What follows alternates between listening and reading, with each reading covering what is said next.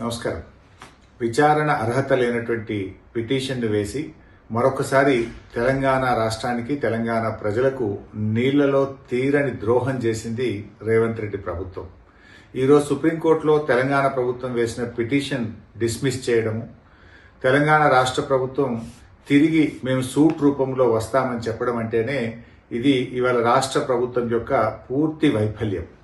అదేవిధంగా గతంలో మీరు చూసినట్టయితే ఆంధ్రప్రదేశ్ ప్రభుత్వం పాలమూరు ఎత్తిపోతల పథకం మీద ఆంధ్రప్రదేశ్ రైతులతో కేసు వేయించి అందులో ఆంధ్రప్రదేశ్ ప్రభుత్వం ఇంప్లీడ్ అయి ఆనాడు మన పాలమూరు ఎత్తిపోతల పథకం మీద స్టే తెచ్చింది ఆంధ్రప్రదేశ్ ప్రభుత్వం. మరి మీరు పెట్టుకున్న మీ కాంగ్రెస్ ఎంపీ, మీ న్యాయవాది సింఘ్వి గారికి ఈ మాత్రం విషయం తెలియదా? అంటే ఈరోజు మీరు కావాలని ఉద్దేశపూర్వకంగానే ఈ యొక్క బలహీనమైనటువంటి రిట్ పిటిషన్ వేసి తెలంగాణ ప్రజలకు తీవ్రమైన అన్యాయం చేశారు. ఈ మాత్రం దానికి సూటు బూటు వేసుకొని ఉత్తమ్ కుమార్ రెడ్డి గారు నీళ్ల మంత్రి ఢిల్లీ దాకా పోవాల్సిన అవసరం ఉందా? ఢిల్లీ దాకా పోయి ఏం చేసిండు ఉత్తమ్ కుమార్ రెడ్డి గారు? వేసిన రిట్ పిటిషన్ విత్డ్రా చేసుకున్నారు. విత్డ్రా చేసి సూటు వేస్తాము అన్నారు. సూట్ అంటే మనకు తెలియందా? ఆ సూటు కూడా ఆంధ్రప్రదేశ్, తెలంగాణ, మహారాష్ట్ర, కర్ణాటక 4 రాష్ట్రాల మధ్య మేము సూటు వేస్తాము అంటే అది ఇప్పట్లో అయ్యేది కాదు. ఇంకా అది సంవత్సరాల తరబడి, దశాబ్దాల తరబడి పెండింగ్ లో పడిపోతుంది. అంటే పరోక్షంగా గోదావరి నల్లమల్ల సాగర్ ప్రాజెక్టుకు మీరు సహకరిస్తా ఉన్నారు. పరోక్షంగా ఇంకా ప్రాజెక్టు మీరు పూర్తి చేసుకోండి అని చెప్పి తెలంగాణ ప్రభుత్వం ఈరోజు సహకరించినటువంటి విషయం చాలా స్పష్టంగా అర్థమవుతా ఉంది.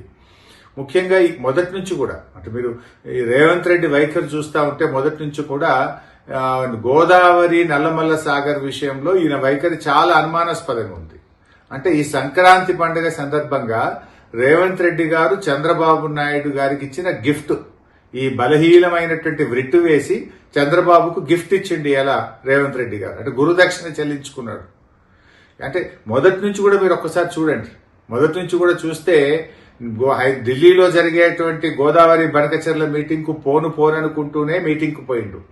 ఎజెండాలో లేదంటూనే ఆ ఎజెండాలో బనకచెర్ల మీటింగ్ తో ఉన్న ఎజెండాలో సంతకం కూడా పెట్టిండు. సంతకం పెట్టనే లేదు అని బుకాయించే ప్రయత్నం చేసిండు.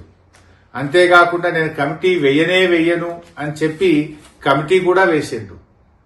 ఇలా సుప్రీంకోర్టుకు కూడా గోదావరి నల్లమల్ల సాగర్ టెండర్ పూర్తయ్యేదాకా, టెండర్ అవార్డు అయ్యేదాకా ఆలస్యం చేసి తర్వాత సుప్రీంకోర్టులో కేసు వేసిండు.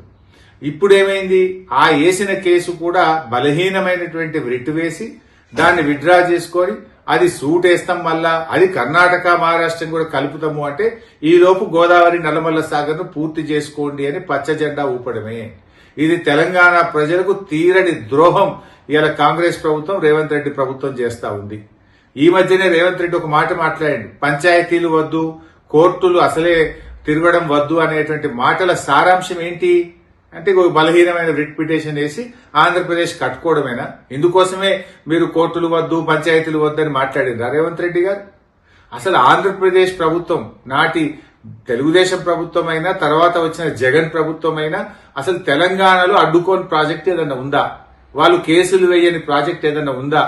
కంప్లైంట్ వేయని ప్రాజెక్ట్ ఏదైనా ఉందా? కేసీఆర్ గారు ఎంతో వ్యూహాత్మకంగా ఆయన అటు కాళేశ్వరాన్ని పూర్తి చేసి అనేక 8 ప్రాజెక్టులకు టీఏసీ క్లియరెన్సులు తెచ్చి ఇవాళ ప్రాజెక్టులు నిర్మించింది కేసీఆర్ గారు. కానీ ఇవాళ మీరు ఒకవైపు పాలమూరుకు అనుమతులు లేరు, ఇంకొక వైపు పోలవరం బనకచెర్లకు ఆంధ్రప్రదేశ్ కు పరోక్షంగా మీరు సహకరిస్తా ఉన్నారు.